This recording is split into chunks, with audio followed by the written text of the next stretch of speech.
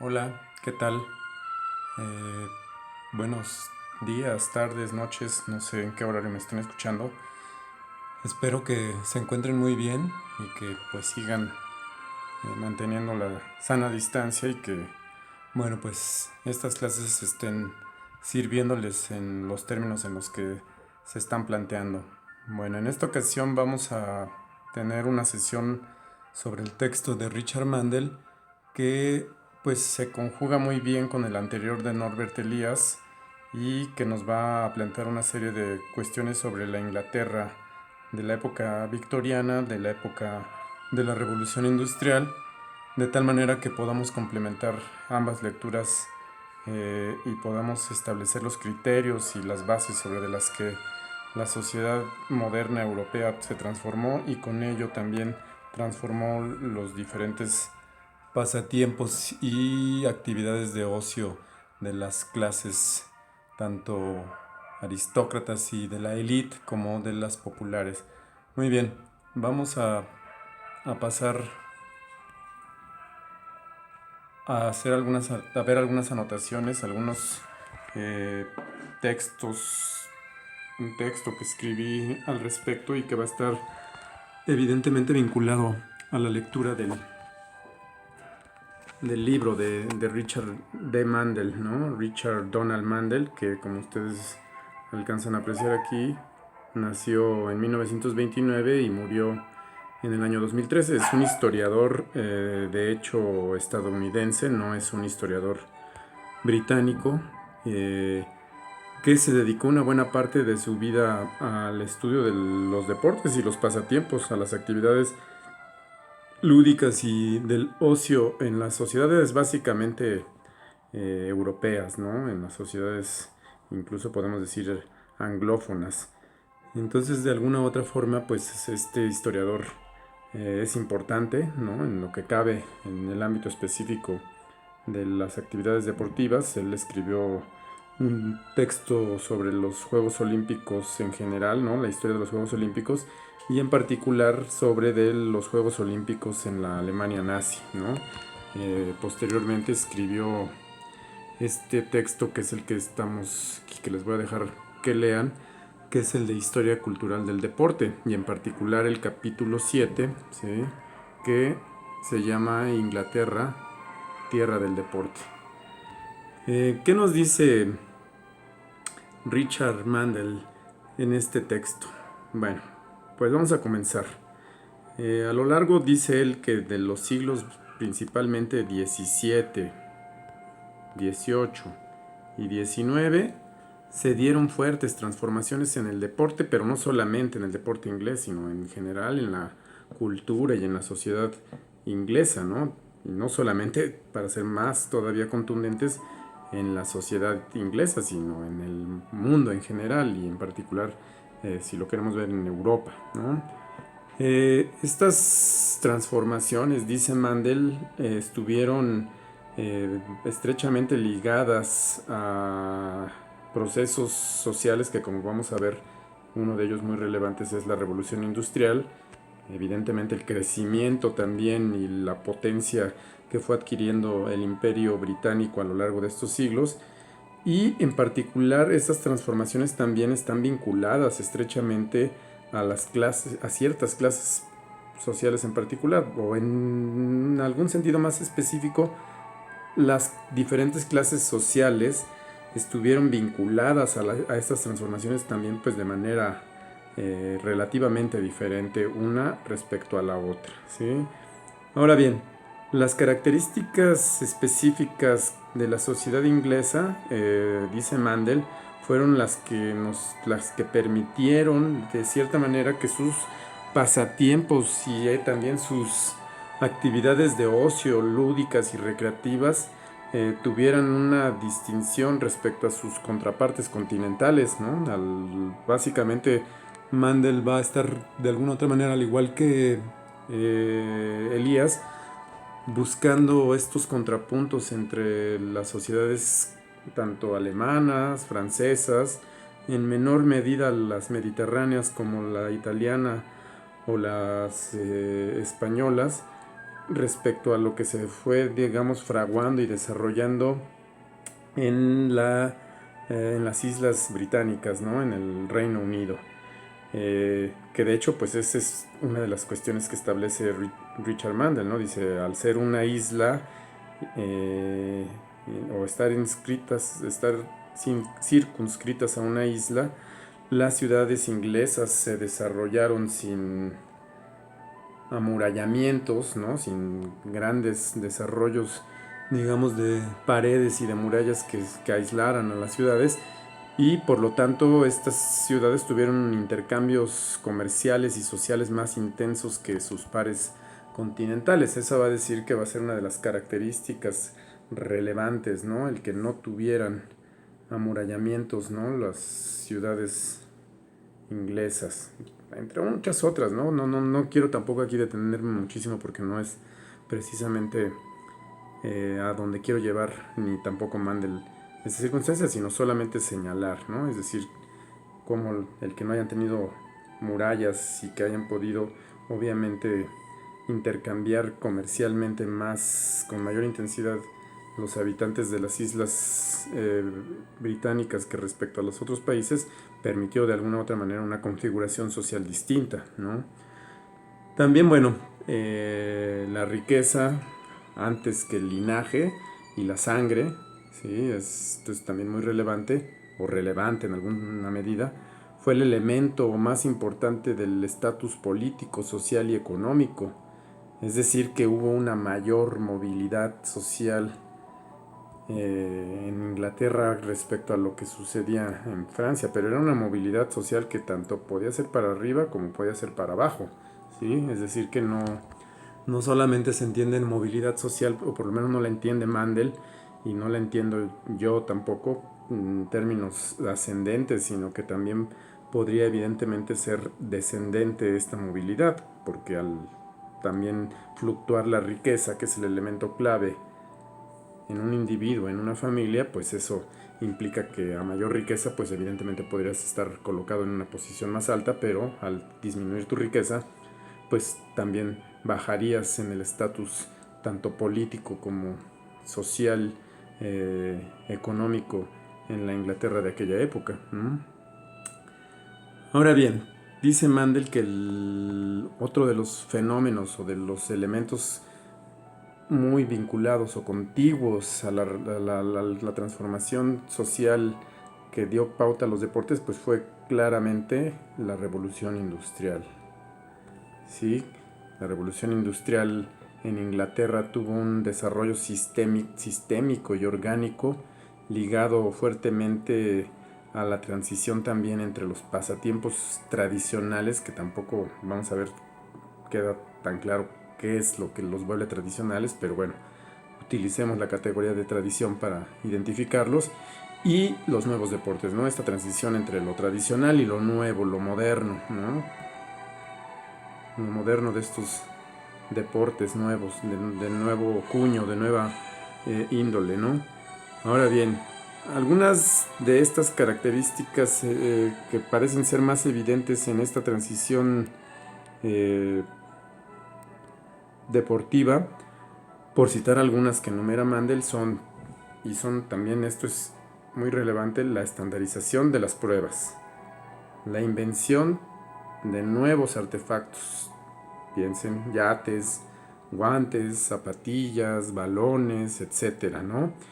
Y evidentemente la reglamentación, ¿no? Es decir, tenemos aquí ya la estandarización por un lado y la reglamentación de muchos de los deportes, ¿no? De muchos de estos juegos, de muchos de estos pasatiempos que se estaban reconfigurando en la época precisamente de la revolución industrial, ¿no?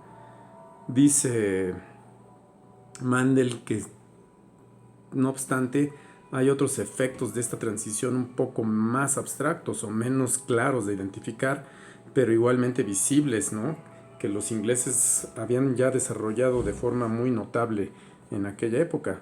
Uno de esos, pues, es la creación de dice él, de los handicaps, que no es más que una ventaja para intensificar la sensación de igualdad de condiciones en la medida que, y la medición de pruebas y su su consecuencia, el registro, el récord, ¿sí? La marca. Pero quiero un poco regresar a la idea del handicap para ilustrar hasta cierto punto eh, de lo que habla Mandel en esto, ¿no? El handicap es una especie, y si lo tomamos literalmente, es atar la mano a alguien, ¿sí? Esto, si lo vemos en el boxeo, sucedía de alguna otra manera. Un boxeador muy hábil o muy destacado, que no es fácilmente, digamos, o no es fácil derrotarlo, puede sin ningún problema de pronto atarse una mano y con eso igualar de cierta manera las condiciones para que otros contrincantes lo reten y eventualmente lo puedan derrotar. Entonces a esto se refiere. Igual también en las carreras de caballos, los caballos salen un poco después o con una distancia mayor para que las carreras se puedan emparejar de cierta manera, ¿no? Entonces ese es un invento inglés que busca precisamente intensificar este tipo de expresiones deportivas y con ello aumentar la sensación de dramatismo, ¿no? El dramatismo mismo. Entonces, bueno, ese es un elemento que les digo, está, digamos, de alguna otra manera claro, pero a lo mejor no tan claro en las formas nuevas de expresión deportiva de la Inglaterra victoriana y de la transición industrial. El concepto también, y les digo, bueno, del récord es fundamental, ¿no? También en algunas otras partes se le denomina como marca, ¿no? O registro, en fin. Esto ya variará de alguna otra forma. Pero lo importante es pensar que se van a empezar a establecer ciertos parámetros estadísticos, ¿no? De registro de las actuaciones y de los performances deportivos. Otro concepto que también va a estar muy vinculado a la lógica nueva de los ingleses es el concepto del amateur, ¿no? Del deporte amateur, que vamos a verlo un poco también más adelante, pero desde ahora ya los vamos señalando para que ustedes los vayan identificando, ¿sí? Dice Mandel que en estricto sentido hay dos indicadores más profundos y menos específicos que tal vez, aquí esto está discusión, sean los elementos claves para entender la transición y sus vínculos con la sociedad industrial en nacimiento. Y lo dice así Mandel. Existen otras innovaciones inglesas menos concretas y más difíciles de identificar que las carreras de vallas o los aros del croquet. Quizá más indicativo de los cambios acaecidos en las ideas y en la cultura fueron elementos como los handicaps o ventajas, que ya lo habíamos visto, ideados para aumentar la emoción de la llegada a la meta y las apuestas, el concepto de deporte o de deportista amateur, que también ya lo señalamos, de equidad o imparcialidad y la noción de récord. Todos estos ya los vimos. Pero dice aquí, más profundas, aunque más difíciles de representar o especificar en el deporte moderno, son algunas bases conceptuales latentes en el deporte mismo, como son las concepciones acerca de la conveniencia de someter a la voluntad individual a un objeto colectivo y sobre las ventajas de una planificación a largo plazo. Nos referimos al trabajo de equipo y el entrenamiento. Esto es básicamente, digamos, dos de los conceptos que efectivamente son menos palpables, menos visibles, pero que van a dar de manera definitiva una forma a a los nuevos deportes, ¿no? El trabajo en equipo y el entrenamiento. Que vamos un poco también a señalar de cierta manera, pero que quiero que nos detengamos después, porque vamos a hacer primero una parada sobre las formas en que los deportes tradicionales se desarrollaron o se desarrollaban para tratar de entender la forma en que los ingleses del siglo XVII, XVIII y principalmente del XIX transformaron estas prácticas, básicamente a través de instituciones, como ya lo vimos en algún momento dado con Elías, que son las escuelas públicas, ay, perdonen aquí que se está encimando, y los clubes, ¿no? Dos de las grandes instituciones que lograron esta transición, aunque en esta transición también jugaron papeles muy relevantes, pues las iglesias. En Inglaterra evidentemente las iglesias evangélicas y católicas y las propias, digamos, fábricas del nuevo orden industrial también jugaron un papel. Aquí miren, vamos a detenernos un poco en estas ilustraciones. En la época en la que previa o ya digamos montada sobre la revolución industrial, los ingleses tenían, y también lo vimos con Elías, una tendencia a los pasatiempos violentos de manera muy marcada, ¿no? Aquí en estas ilustraciones podemos ver dos de ellos, que son en primera instancia el hostigamiento de ratas, que así se llamaba, tal cual, eh, ratting aquí, ¿no? Le ponían o rat baiting, y el bear baiting, ¿sí? Que era también el hostigamiento de osos, ¿no? De hecho, por ahí en algún texto alcancé a leer cómo Shakespeare ya de alguna otra forma había identificado este tipo de hecho, el The Globe, el teatro famoso en donde Shakespeare hacía sus obras, las llevaba a escena, se hacían este tipo de prácticas como el hostigamiento de osos, que como ustedes ven, pues hay público y diferentes personas con perros, pues que mordían y agredían al oso, y más individuos que, como este que está aquí, pues a través de ganchos y de palos molestaban y no y bueno, y más allá de molestar, herían a los osos de manera brutal hasta que pues obviamente muchos de ellos morían. Entonces acá vemos otra ilustración de cómo pues hay gente observando y el oso, pues un poco parecido a lo que puede ser la tauromaquia del día de hoy, ¿no? Es decir, que de cierta manera se conservaron hasta esta época, ¿no? Hasta la Revolución Industrial, estos deportes o actividades lúdicas, pues bastante violentas en la Inglaterra de ese momento, ¿no? También existían estos juegos de fútbol entre poblados, ¿no? Que vamos a ver ahora rápidamente un video, ¿no? Que ilustra esto. Estos, pues, fútboles populares son fútboles bastante violentos y que todavía perviven en alguna medida en la actualidad, ¿no? Vamos a ver este video. Déjenme ver, aquí debe de estar. No, miren, ya se borró, pero lo buscamos sin ningún problema. Espérenme solamente un segundo en lo que copio el vínculo. Ah, miren, aquí está. Espero que lo vaya a abrir. Parece que no. Déjenme regresar. Miren, lo estuve ensayando esto para que no me pasara nada de esto y miren lo que está sucediendo ahora. No me deja copiarlo. Y ya le di. Aquí está. Miren. Veamos, déjenme ampliar la pantalla. Espero. Y solamente vamos a ver algunas cosas, ¿eh? No quiero que lo veamos todo. De hecho, no es muy largo. Pero para que vean que todavía perviven en la actualidad este tipo de expresiones deportivas que son consideradas muy brutales y muy violentas por la baja regulación, por la falta de, digamos, de figuras como el árbitro, en fin, ¿no?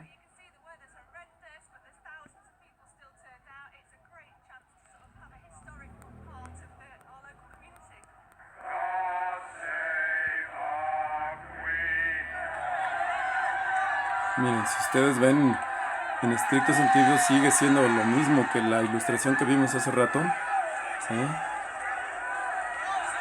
Y son dos zonas de una población en Inglaterra que compiten los del norte contra los del sur para llevar ese balón pues entre la masa, ¿no? Y que esta disputa dura varias horas y se realiza el día del miércoles de ceniza, ¿sí? Entonces, como ustedes ven, pues básicamente la regla principal es no matar al contrario. Y de ahí en fuera, pues vale todo, valen golpes, valen prácticamente patadas, mordidas, en fin. Es pues una práctica que se ha conservado, dicen ellos, a lo largo de 900 años, ¿no? Y como ustedes ven, pues es una especie de fútbol, ¿no?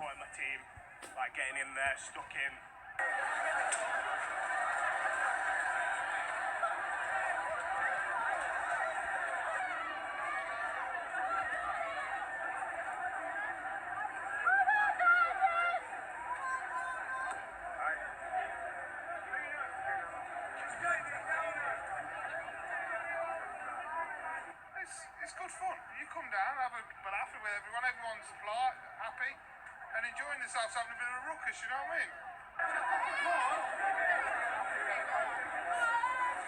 Perdón, están saliendo esas cosas, pero bueno, pues esto es parte del propio YouTube. No tengo ahí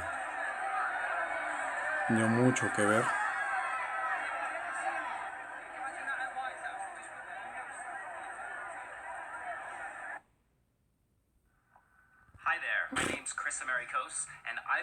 Bueno, ustedes disculpen, pero esto son cosas que...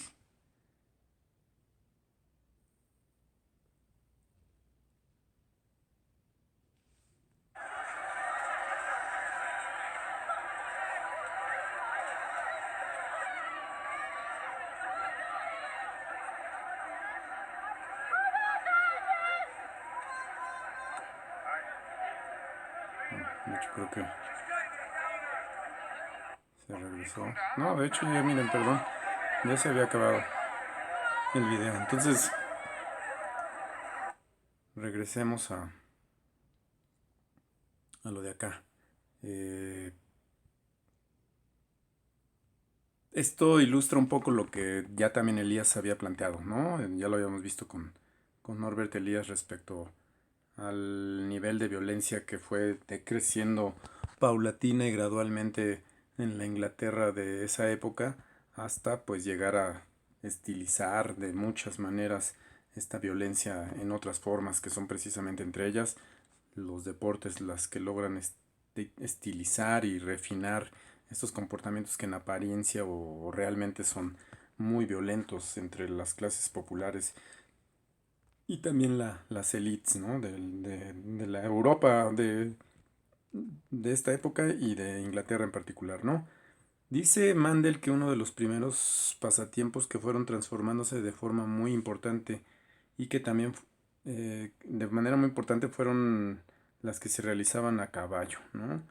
Las, básicamente las carreras a caballo fueron sufriendo paulatinamente estas transformaciones de manera muy notable, ¿sí? Uno de estos efectos fue el perfeccionamiento del caballo de pura sangre, ¿sí? Los pura sangre son, digamos, los caballos que corren, pues, con jinetes profesionales en sus lomos, ¿no? Que ustedes seguramente han visto en todos estos derbis y en estas carreras, pues, de gran pompa y de gran relieve, ¿no? Que generalmente asisten en la actualidad, pues, la gente de la élite económica de los países en donde se desarrollan esto. En México, de hecho, pues no es tan popular, pero sí tenemos un hipódromo, por lo menos en la Ciudad de México, ¿no? Y en varias partes del país se siguen, pero probablemente no con la misma asiduidad que en Inglaterra, ¿no? Pero el pura sangre engendró la pasión por una abstracción de enorme relevancia en el deporte y en la sociedad en su conjunto, la velocidad, ¿sí? Esto de un animal, de un ente material físico concreto surge una abstracción muy relevante, ¿no? De un caballo pura sangre está plenamente identificado, asociado al concepto de la velocidad, que dice Mandel, el instrumento fundamental de esta costosa complacencia y diversión ritualizada era y sigue siendo el caballo de pura sangre, el mejor y más espléndido en acción. Pero estos animales lo que en verdad supusieron para los ingleses, o quizás reforzaron o demostraron más palpablemente, fue un nuevo valor abstracto, algo exquisito y merecedor de una noble causa, una pura abstracción dinámica del tiempo y del espacio susceptible de ser medida y cuantificada, la velocidad. Al igual que otro tipo de inspiraciones, la belleza y el poder, por ejemplo, la velocidad debe como mínimo concretarse en parte para poder experimentarse, o más exactamente, recordarse. La velocidad quedó finalmente consagrada en los récords, en los registros deportivos. En ese sentido, dice Mandel, con la velocidad y su medición, el récord se convirtió pues en un concepto clave de las nuevas formas industriales de la sociedad inglesa. ¿Sí? Así, y esto lo estoy poniendo textualmente porque son muy relevantes estos pasajes, ¿eh? La idea de un récord deportivo es algo muy nuevo y como concepto aceptado fuera del ámbito anglosajón es todavía más nuevo. Si de por sí para los ingleses eso era novedoso, dice Mandel, para otras sociedades, y evidentemente de cierta manera tiene razón, como las sociedades continentales y más allá de Europa, en otros espacios geográficos, pues la idea del récord era demasiado innovador en su momento, ¿no? Este talismán del deporte moderno tiene su origen probablemente el récord, ¿sí? Tiene su origen probablemente en ciertas condiciones previas constatadas por muchos historiadores deseosos de determinar qué elementos especiales de la experiencia inglesa llevaba el despegue de la industrialización. El récord deportivo presupone una nítida apreciación del logro cuantificable y necesariamente de la medición exacta de tiempo y espacio, aludiendo así a otras novedades que aparecieron primero y más claramente en Inglaterra. Esta esta difundida tendencia a la cuantificación, piensen, cuantificación, ¿sí? Se va cuantificando del tiempo, sobre todo del tiempo futuro. También piensen, no es solamente el tiempo de la experiencia vivida en el momento, sino del tiempo ya tan abstracto que se plantea a futuro, ¿no? Nos advierte esta concepción del tiempo futuro que nos hallamos frente a un prerequisito real para la producción industrial disciplinada. Esta conexión que hace Mandel muy elaborada, muy exquisita de la asociación entre deporte y el ámbito ampliado de lo social y de lo económico, ¿no? Dice y continúa, la búsqueda decidida de determinadas formas de supremacía deportiva y la preparación metódica para conseguirla no aparecieron de la noche a la mañana, sino que fueron manifestaciones de unas actividades completas en relación con el trabajo y el tiempo presentes como cantidades de inversión utilizables para producir más y mejor en el futuro. Es decir, aquí ya estamos entrando en conceptos muy complejos, ¿no? De planeación, de planificación. Por lo tanto, lo vamos a ver pues de entrenamiento, entre otras cosas, ¿no? Entre otros de los efectos que va a tener esta concepción. Va a decir que en el ámbito específicamente de la hípica, ¿no? O de la equitación, los caballos eran entrenados, por decirlo de alguna manera, y criados bajo estrictos parámetros de racionalidad, de tal forma que los caballos precedieron al concepto de entrenamiento, que era lo que les comentaba, de alta competición y del entrenamiento en general, ¿no? Ya desde el siglo XIX, desde el siglo XVII, de manera muy clara, ¿sí? Casi a la par del desarrollo de la equitación deportiva, que también piensen, o sea, en la idea de equitación ya no militar, ¿no? De cuestiones de la hípica no vinculadas a la guerra o a la política, ¿no? Casi a la par del desarrollo de la equitación deportiva moderna, las carreras humanas también se transformaron fuertemente, dice Mandel, y poco a poco se convirtieron en espectáculos con gran cantidad de seguidores en Inglaterra.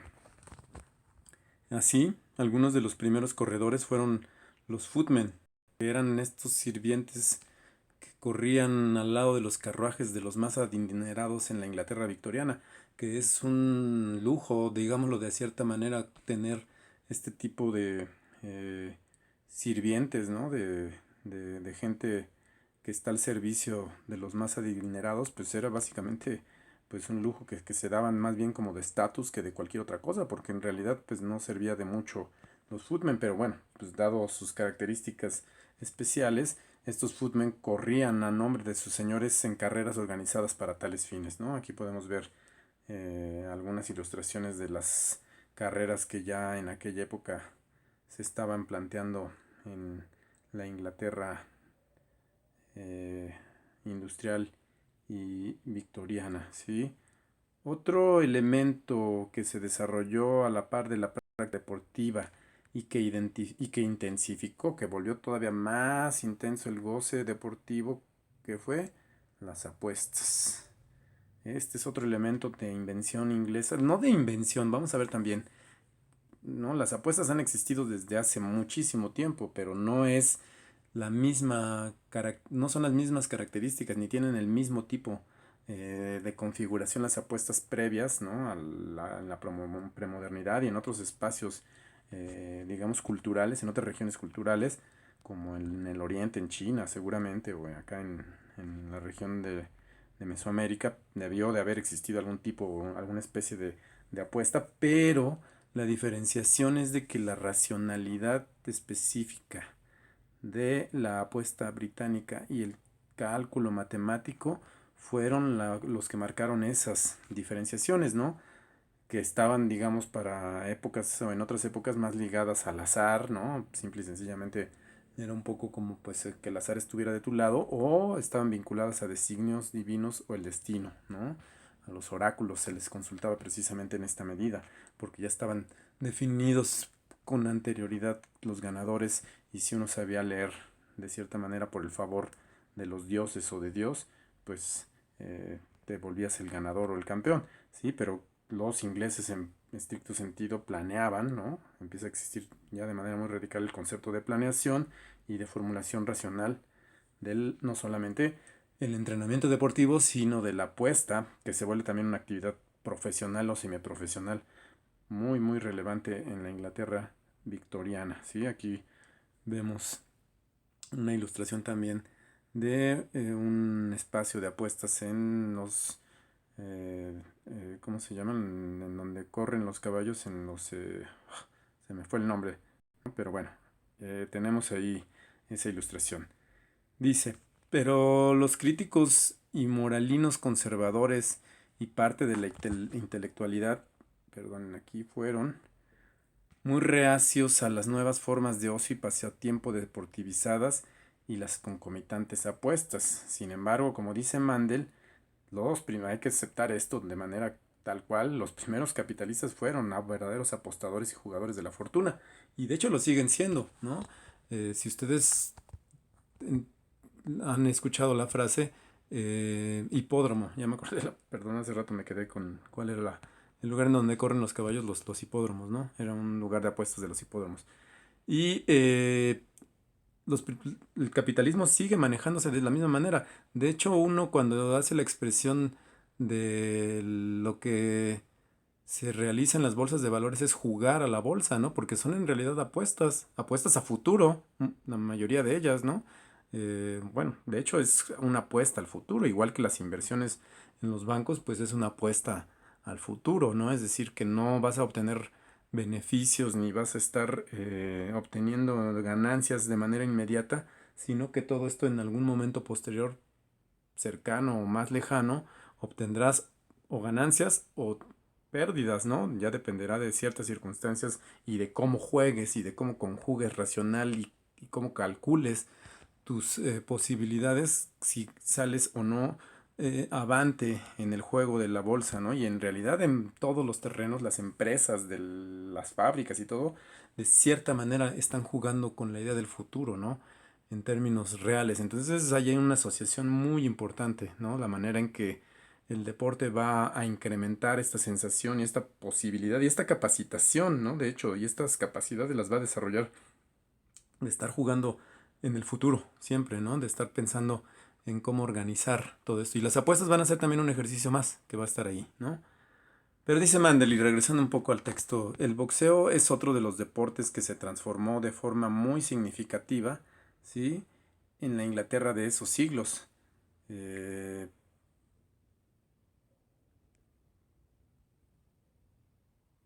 dice Mandel, el boxeo moderno también surgió de una situación específicamente inglesa, tal como llegó a formalizarse en Inglaterra con su ceremonial, sus reglas escritas, sus guantes más livianos, el número de asaltos, los árbitros y el sistema de puntuación, nada tenía que ver con el boxeo de la antigüedad clásica y muy poco con el boxeo de otros tiempos, ¿sí? Ahí ya vemos todas las características de alguna u otra manera que hemos visto con Mandel y con Elías, ¿no?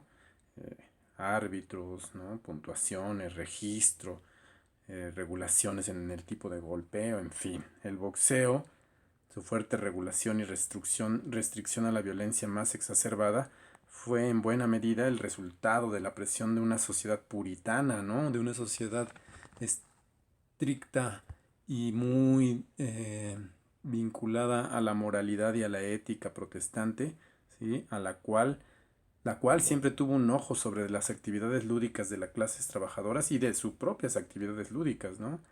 Entre ellas, por ejemplo, el duelo a muerte fue uno de los precedentes del boxeo que paulatinamente desaparecieron de la vida social inglesa de dichos siglos. Nuevamente, dice Mandel, la actitud de los puritanos, y perdónenme, pero yo tenía música hace rato y la quité por el video. Vamos a volver a ponerla para que de alguna u otra manera se ambiente esto. No sé si ya la puse. Ustedes discúlpenme, pero todo esto es...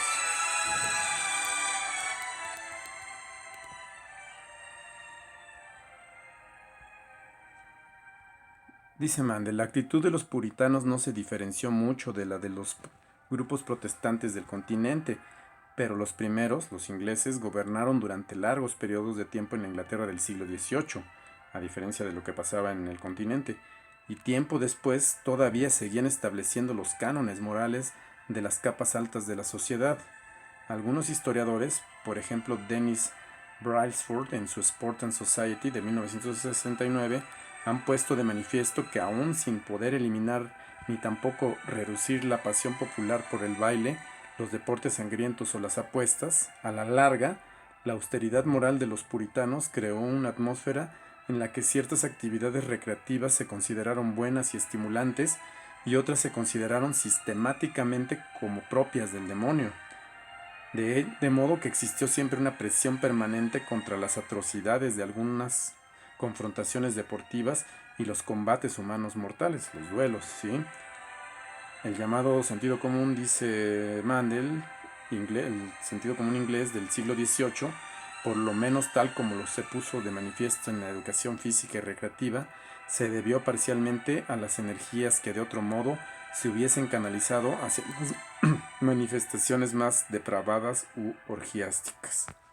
Aquí vemos una ilustración de un duelo a muerte inglés, ¿no? Es una ilustración que da cuenta de un duelo que se llevó en algún momento dado del siglo XVIII en Inglaterra, que poco a poco fue perdiendo su relevancia hasta desaparecer completamente por formas digamos, de confrontación cada vez más reguladas y menos violenta, como fue evidentemente el boxeo, ¿sí?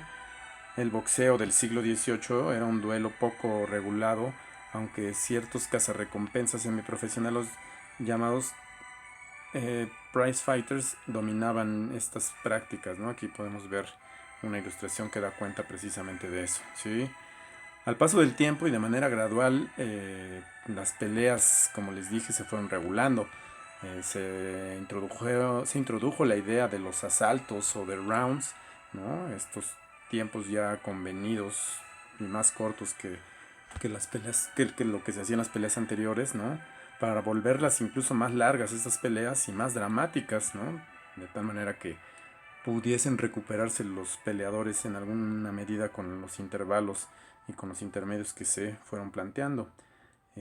También se prohibieron ciertos tipos de golpes y se inventó, entre otras cosas, el ring, ¿no? El acordonamiento, el cercamiento del espacio de la pelea y, más importante tal vez aún que todo esto, surgió la figura relevante, muy relevante del árbitro, que pues obviamente a nadie le gusta, pero sin la figura del árbitro no podríamos entender tampoco al deporte moderno. Entonces tomen en consideración también la idea del árbitro como uno de los elementos clave de la nueva formación deportiva europea e inglesa de los siglos XVIII en adelante. Entre otras cosas, por ejemplo, pues también los guantes acolchados se institucionalizaron, que también da cuenta de un efecto de disminución de la violencia que se estaba de alguna u otra manera estableciendo en estos nuevos tipos de combates, ¿sí? Figuras como las de James Figg, que está acá, Esta es una ilustración de James Vick, uno de los primeros boxeadores que cobraron fama y popularizaron el deporte de una forma ya caballeresca. También este es otro concepto muy importante, ¿no? Son caballeros, así como la del Capitán Barclay, un andarín caballero también muy popular escocés, ¿sí? Acá está una ilustración. También de principios del siglo XIX afianzaron una nueva figura social que fue creciendo poco a poco, gracias, como lo vamos a ver también, que aparecerá gracias a la prensa, ¿no? Entre otras cosas. Obviamente el boca a boca, el radio Bemba, también fue muy relevante para la creación de estas figuras y de su estatus convertidos en héroe, ¿no? La sociedad inglesa asumió casi orgánicamente la institucionalización, la reglamentación y la racionalización de los pasatiempos antiguos en sus nuevas formas deportivas. Ocio y trabajo se establecieron como un continuum difícilmente perceptible, ¿sí? De alguna otra manera, aquí hay una relación pues dialéctica, pero que parece no contradictoria entre ocio y trabajo, ¿no? Porque todo lo que el ocio fue adquiriendo fue una serie de regulaciones y de características que se parecían cada vez más a la del trabajo, ¿sí? El árbitro, todo la institucionalización y, en fin, el propio récord, son cuestiones que quitan un poco la idea de que en el ocio se vale prácticamente todo, ¿no? Lo que no se hace, o no se hace lo que se hace precisamente en las horas laborales o en el trabajo formalmente. Entonces, dice Mandel, las abstracciones del deporte también se incrementaron con la desprovincialización, es decir, con la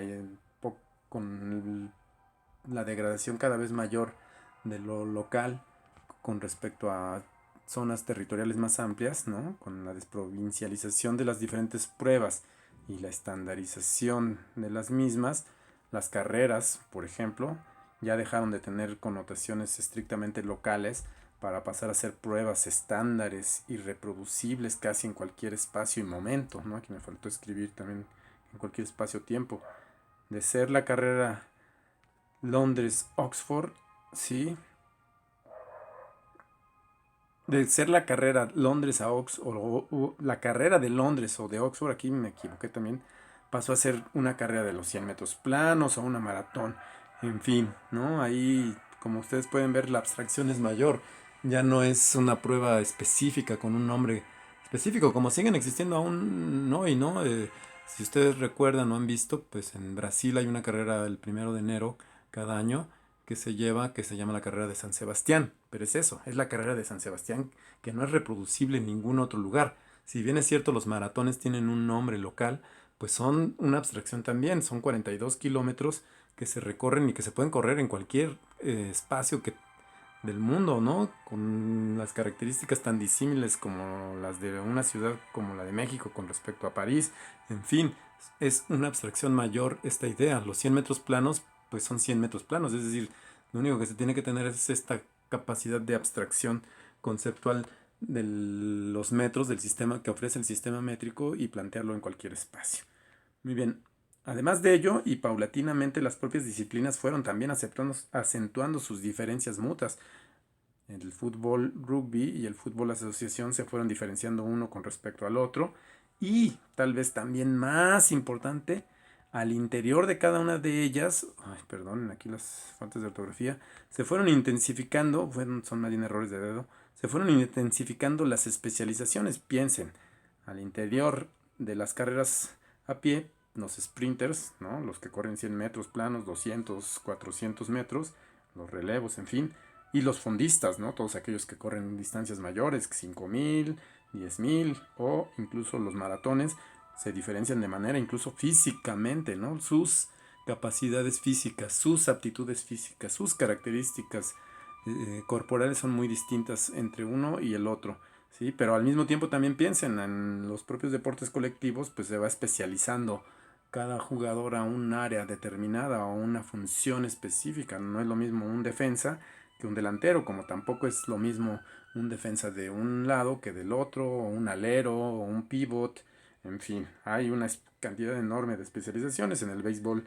De la misma manera, piensen, no es lo mismo el pitcher que el catcher, pero dentro de los propios pitchers hay especialistas, ¿no? Los que abren los juegos, hay un relevista intermedio y un cerrador que salva los juegos, igual los bateadores, en fin, hay una cantidad enorme cada vez se acentúa más de especialistas en los deportes, ¿no?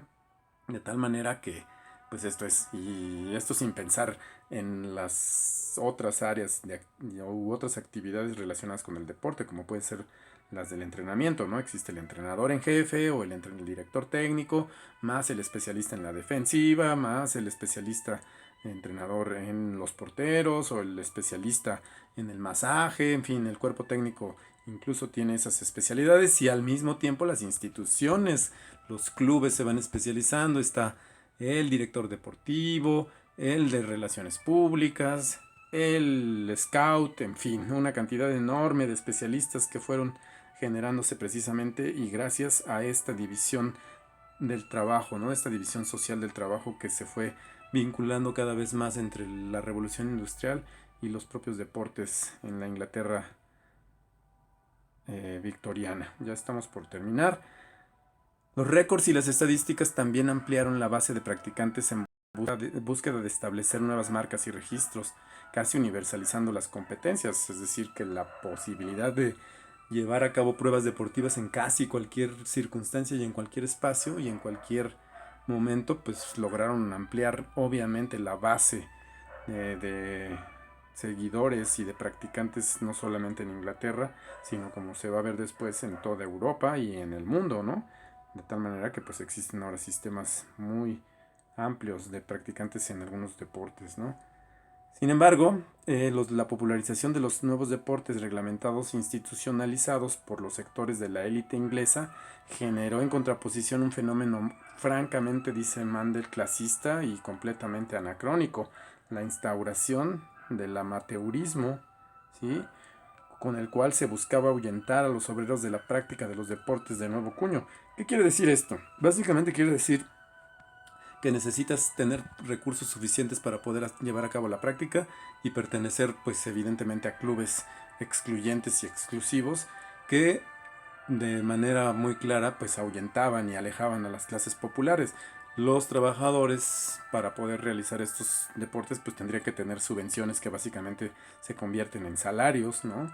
Es decir, que eran actividades que necesitaban ser subvencionadas, pagadas profesionalmente para que los obreros y las clases populares pudieran de una u otra manera acceder a la práctica de ellos, ¿no? Entonces con el amateurismo y con la instauración de los deportes con una visión elitista y amateur, las clases aristócratas y burguesas, ¿no? Buscaban excluir de manera muy fuerte a los trabajadores de las mismas, ¿no? Cosa que al fin de cuentas no lograron eh, realizar plenamente o como por lo menos ellos hubiesen deseado, ¿no? A la par de todo este proceso surge el periodismo deportivo también, ¿no? Y se van a ir consolidando aquí. El periodismo deportivo va a ser otro elemento muy claro, ¿sí? Y se van a ir también consolidando los fabricantes de artículos deportivos, entre otras cosas, piensen, o sea, todo este abanico de posibilidades que se fue generando en la Europa, en la Inglaterra de aquella época, ¿no? Para terminar, y no me voy a adentrar porque tampoco lo hace Mandel, va a ser una explicación un poco, lo vamos a ver con mayor detenimiento con otra lectura, va a cerrar con la idea del fútbol, que es así como el deporte más acabado en casi todos los sentidos, ¿no? Dice, como ya se señaló en la sesión anterior, como ya señalamos en la sesión anterior, el fútbol fue reconvertido en un deporte de competición deportiva en las public school inglesas. ¿Sí? Su institucionalización, su reglamentación y posterior expansión fue producto del cambio de época. Ahora bien, no quiero detenerme aquí porque vamos a ver algunas otras lecturas, pero pues sí, simple y sencillamente señalar que el texto de Mandel, pues como ustedes ven, es un texto que nos da mucha materia sobre de la cual pensar. Es un texto muy, digamos, sofisticado y muy claro también en las conceptualizaciones del deporte. Y bueno, pues está puesto en el link del Facebook, ¿no? Espero que lo puedan bajar este capítulo, lo puedan leer y también lo analicen y lo comenten en la propia página, ¿no? De tal suerte que podamos estarnos retroalimentando. Voy a tratar de ser más intenso y más rápido para subir algunas clases. Yo estoy calculando que podamos llevar a cabo, pues, si no todas, y una buena parte de las lecturas. También les voy a dejar el video que van a ver que tiene que ver con el entrenamiento deportivo, ¿sí? Es un documental que va a poner el acento en el entrenamiento deportivo moderno, ya contemporáneo, ¿sí? Pero que pues señala uno de los elementos clave que Mandel ha planteado en este texto, ¿no? Entonces espero que lo vean ese documental y que lo comenten en conjunción con las dos lecturas que llevamos hasta el momento. Por lo pronto sería todo. Espero que les haya servido esta charla para ilustrar el sentido de la lectura y pues insisto, espero sus comentarios y sus sugerencias, todo lo que necesiten en el propio grupo de Facebook que está abierto para tales fines.